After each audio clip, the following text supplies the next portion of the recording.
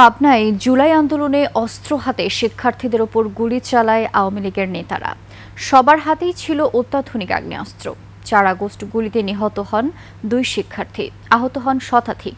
এ ঘটনায় পাবনায় সদর থানায় 2টি মামলায় এখনো পর্যন্ত গ্রেফতার হয়েছেন 142 জন। তবে ধরাছোঁয়ার বাইরে হোতারা। পাবনা থেকে রাজিউর রহমান রুমির তথ্যচিত্রে দেখুন ডেস্ক রিপোর্ট। জীবন অবাক না করলে কে করবে? 28% মিল্ক ফ্যাটের অবাক করার সাথে ফ্রেশ মিল্ক পাউডার। জীবন অবাক করুক প্রতিদিন। গত বছরের 4 আগস্ট পাবনার সরকারি এডওয়ার্ড কলেজ থেকে বের হয় বৈষম্য বিরোধী ছাত্র আন্দোলনের মিছিল। কর্মসূচি চলছিল শহরের ট্রাফিক মোড়ে। তখনই 2 দিক থেকে সশস্ত্র হামলা চালায় আওয়ামী লীগ। ফ্যাসিস্ট দোসরদের গুলিতে শহীদ হন জাহিদুল ইসলাম ও মাহবুব হোসেন নিলয়, আহত হন শতাধিক। প্রত্যক্ষদর্শীরা জানান, সাবেক এমপি গোলাম ফারুক প্রিন্স, যুবলীগ নেতা শিবলি সাদিক, আবু সাইদ খান সহ স্থানীয় আওয়ামী লীগ নেতারা পিস্তল ও শটগান নিয়ে গুলি চালায় শিক্ষার্থীদের উপর।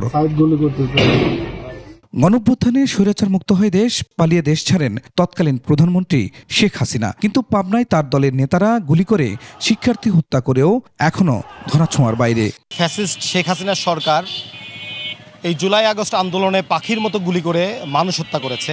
আমরা খুব সংকটের মাঝেই থাকি, কারণ যে ব্যক্তি ওকে গুলি করেছে সাইদ, উনি আসলে একটা দুর্দর্শ ডাকাত। মোটা দাগে যে আসামিগুলা একদম স্বচক্ষে মানুষ দেখছে, ভিডিও ফুটেজ আছে, তাদেরকে এ পর্যন্ত কাউকেই গ্রেফতার করা হয়নি। এমনও সন্ত্রাসীরা আছে যারা বাইরে ঘোরাফেরা করছে। সরকার আজ পর্যন্ত জুলাই ঘোষণাপত্র দিতেও ব্যর্থ হয়েছে।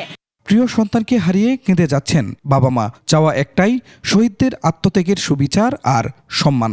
বলতে তুই কি শহীদ হয়ে রাজপথে চলে গেলি? তখন করছে আমি বলতে কালেমা পড়তে আল্লাহর নাম স্মরণ করে চলে যা। আমার মনের মধ্যে করছে না যে আমি এই কথা কেন বললাম। এই রাষ্ট্র, এই দেশের মাটি, মানুষ ওদের সম্মান দেয়নি। এদের কথা জাতি ভুলে যাইতে এই দেশের পরিণতি আবার ভয়াবহ।